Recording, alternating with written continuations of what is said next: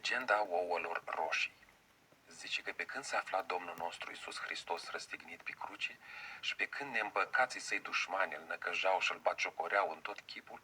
Maica Domnului, ca maică, făcându-i să miele de fiul său, lua o coșarcă plină de ouă și se duse cu dânsa la farisei și, închinându-le-o, îi rugă să înceteze al chinui și năcăjă mai mult.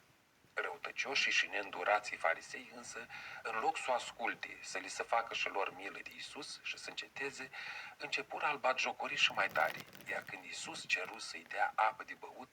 ei deteră în batjocură oțet și urzici. Maica Domnului, văzând aceasta, pusă coșarca cu ouăle lângă cruce și începu a plânge în hohot de se cutremura cămeșa pe dânsa.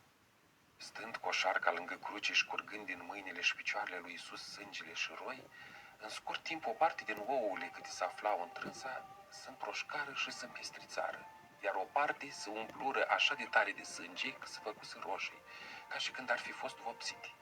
Domnul nostru Iisus Hristos, văzând că ouăle s-au umplut de sânge,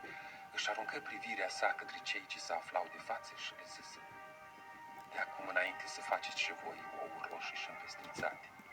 într-o aducere aminte de răstignirea mea, după cum am făcut și eu astăzi. După ce a înviat Domnul nostru Iisus Hristos,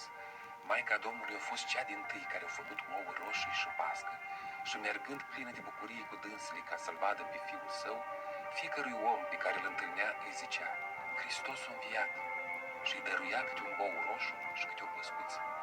Și de atunci încoace au început apoi oamenii să facă ouă roșii și împestrițate de